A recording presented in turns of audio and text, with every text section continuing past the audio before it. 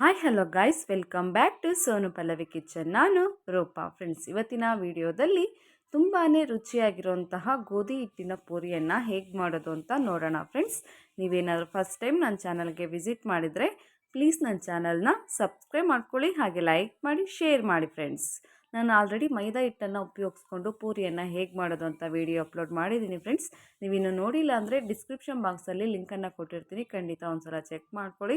ಇಷ್ಟ ಆದರೆ ನನ್ನ ಚಾನಲ್ನ ಸಬ್ಸ್ಕ್ರೈಬ್ ಆಗೋದನ್ನು ಮರಿಬೇಡಿ. ನಾನಿವತ್ತು ಗೋಧಿ ಹಿಟ್ಟಿನಲ್ಲಿ ಪೂರಿಯನ್ನು ಹೇಗೆ ಮಾಡೋದು ಅಂತ ತೋರಿಸ್ತಾ ಇದ್ದೀನಿ. ತುಂಬಾ ಈಸಿಯಾಗಿ ಮಾಡ್ಬೋದು, ನಮಗೆ ಜಾಸ್ತಿ ಸಮಯ ಏನು ಬೇಡ. ತುಂಬಾ ಈಸಿಯಾಗಿ ಹಾಗೆ ಕಡಿಮೆ ಸಮಯದಲ್ಲಿ ಮಾಡುವಂತಹ ಒಂದು ಪೂರಿ ರೆಸಿಪಿ. ನೋಡಿ ಯಾವ ರೀತಿಯಲ್ಲಿ ಉಬ್ಬಿ ಬರ್ತಾ ಇದೆ ಅಂತ. ಬನ್ನಿ, ಹಾಗಿದ್ರೆ ಇವತ್ತಿನ ವಿಡಿಯೋನ ಶುರು ಮಾಡೋಣ. ನಾನು ಯಾವ ರೀತಿಯಲ್ಲಿ ಪೂರಿಯನ್ನು ಈ ರೀತಿಯಲ್ಲಿ ರೆಡಿ ಮಾಡ್ತೀನಿ ಅಂತ ನಿಮ್ಮ ಜೊತೆ ಶೇರ್ ಮಾಡ್ತಾ ಇದ್ದೀನಿ. ಮೊದಲಿಗೆ ನಾನಿಲ್ಲಿ ಒಂದು ಬಟ್ಲನ್ನು ತೊಗೊಂಡಿದ್ದೀನಿ. ಆ ಬಟ್ಲಿಗೆ 1.5 ಬೌಲ್ನಷ್ಟು ಗೋಧಿ ಹಿಟ್ಟನ್ನು ಸೇರಿಸ್ಕೊತಾ ಇದ್ದೀನಿ. ನಿಮಗೆ ಪೂರಿ ಜಾಸ್ತಿ ಇಷ್ಟ ಅನಿಸಿದ್ರೆ ನೀವಿನ್ನು ಗೋಧಿ ಹಿಟ್ಟನ್ನು ಜಾಸ್ತಿಯಾಗಿ ಸೇರಿಸ್ಕೋಬೇಕಾಗುತ್ತೆ. ನಂತರ ರುಚಿಗೆ ತಕ್ಕಷ್ಟು ಉಪ್ಪು, ಹಾಗೆ 1 ಸ್ಪೂನಷ್ಟು ಸಕ್ಕರೆಯನ್ನು ಸೇರಿಸ್ಕೊಂಡಿದ್ದೀನಿ. ನಂತರ ಸ್ವಲ್ಪನೇ ನೀರನ್ನು ಸೇರಿಸ್ಕೊಂಡು ನಾವು ಹಿಟ್ಟನ್ನು ಚೆನ್ನಾಗಿ ರೆಡಿ ಮಾಡ್ಕೋಬೇಕಾಗುತ್ತೆ. ತುಂಬಾ ತೆಳುವಾಗೂ ಇರಬಾರ್ದು, ಹಾಗೆ ಗಟ್ಟಿಯಾಗೂ ಇರಬಾರ್ದು, ಮೀಡಿಯಮ್ ಆಗಿ ನಾವು ಹಿಟ್ಟನ್ನು ರೆಡಿ ಮಾಡ್ಕೋಬೇಕಾಗುತ್ತೆ. ನೋಡಿ, ಸ್ವಲ್ಪನೇ ನಾನಿಲ್ಲಿ ತಣ್ಣೀರನ್ನು ಉಪಯೋಗಿಸ್ತಾ ಇದ್ದೀನಿ. ಈ ರೀತಿ ಸ್ವಲ್ಪನೇ ನೀರನ್ನು ಸೇರಿಸ್ಕೊಂಡು ನಾವು ಹಿಟ್ಟನ್ನು ರೆಡಿ ಮಾಡ್ಕೋಬೇಕಾಗುತ್ತೆ. ನೋಡಿ, ನಾನು ಯಾವ ರೀತಿಯಲ್ಲಿ ರೆಡಿ ಮಾಡ್ಕೊತಾ ಇದ್ದೀನಿ, ಇದೇ ರೀತಿಯಲ್ಲಿ ರೆಡಿ ಮಾಡಿಕೊಂಡ್ರೆ ಸಾಕು ಫ್ರೆಂಡ್ಸ್. ಪರ್ಫೆಕ್ಟಾಗಿ ನಾವು ಪೂರಿಯನ್ನು ರೆಡಿ ಮಾಡ್ಬೋದು. ನಂತರ ಇದಕ್ಕೆ ಸ್ವಲ್ಪ ಎಣ್ಣೆಯನ್ನು ಸೇರಿಸ್ಕೊತಾ ಇದ್ದೀನಿ. ಸುಮಾರು 1 ಸ್ಪೂನಷ್ಟು ನಾನಿಲ್ಲಿ ಎಣ್ಣೆಯನ್ನು ಸೇರಿಸ್ಕೊತಾ ಇದ್ದೀನಿ.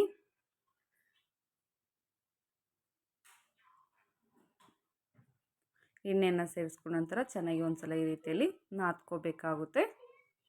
ನಾನಿಲ್ಲಿ ಹಿಟ್ಟನ್ನು ಏನೂ ರೆಸ್ಟಿಗೆ ಇಟ್ಟಿಲ್ಲ, ಆವಾಗಲೇ ನಾನಿಲ್ಲಿ ಪೂರಿಯನ್ನು ರೆಡಿ ಮಾಡ್ತಾಯಿದ್ದೀನಿ. ನಿಮಗೆ ಟೈಮ್ ಇತ್ತು ಅನಿಸಿದ್ರೆ ಒಂದು 10 ನಿಮಿಷ ನಾವು ಹಿಟ್ಟನ್ನು ರೆಸ್ಟಿಗೆ ಇಟ್ಟರೆ ಇನ್ನೂ ಚೆನ್ನಾಗಿ ಪೂರಿ ಉಬ್ಬಿ ಬರುತ್ತೆ. ನಾನು ಹಿಟ್ಟನ್ನು ರೆಸ್ಟಿಗೆ ಇಟ್ಟಿಲ್ಲ, ಆದರೂ ಕೂಡ ಪೂರಿ ಉಬ್ಬಿ ಚೆನ್ನಾಗಿ ಬಂದಿರುತ್ತೆ. ನೋಡ್ಬೋದು ನೀವು.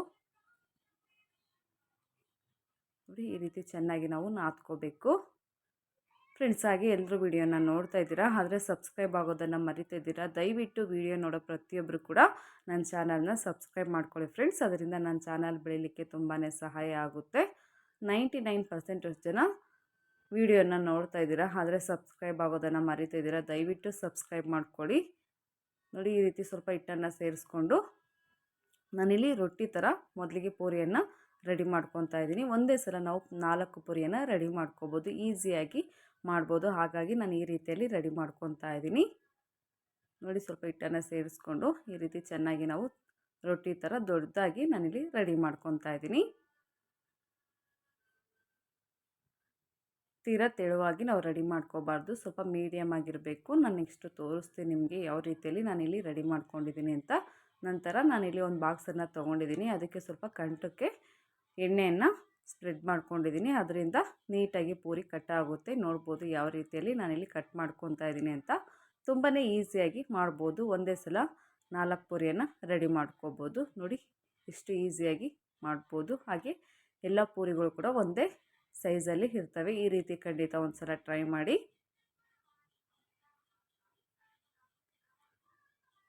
ಎಕ್ಸ್ಟ್ರಾ ಹಿಟ್ಟೇನಿದೆ ಅದನ್ನು ಎತ್ತಿಟ್ಕೋಬೇಕಾಗುತ್ತೆ. ನೆಕ್ಸ್ಟ್ ನಾವು ಪೂರಿಯನ್ನು ರೆಡಿ ಮಾಡಲಿಕ್ಕೆ ಉಪಯೋಗಿಸ್ಬೇಕಾಗುತ್ತೆ. ನೋಡಿ, ಈ ರೀತಿ ಇದ್ದರೆ ಸಾಕು, ಪೂರಿ ಚೆನ್ನಾಗಿ ಉಬ್ಬಿ ಬರುತ್ತೆ. ಇದೇ ರೀತಿ ಬ್ಯಾಲೆನ್ಸ್ ಇರೋದನ್ನು ಕೂಡ ನಾವು ಈ ರೀತಿಯಲ್ಲಿ ರೆಡಿ ಮಾಡ್ಕೋಬೇಕಾಗುತ್ತೆ. ತುಂಬಾ ಈಸಿಯಾಗಿ ಮಾಡ್ಬೋದು, ನಮಗೆ ಜಾಸ್ತಿ ಸಮಯನೂ ಬೇಡ. ನೋಡ್ಬೋದು, ಇದೇ ರೀತಿ ನಾನು ಮತ್ತೆ ಮಾಡಿಬಿಟ್ಟು ತೋರಿಸ್ತಾ ಇದ್ದೀನಿ. ಇದರಲ್ಲಿ ಸುಮಾರು 5 ಪೂರಿಯನ್ನು ರೆಡಿ ಮಾಡ್ಕೊತಾ ಇದ್ದೀನಿ.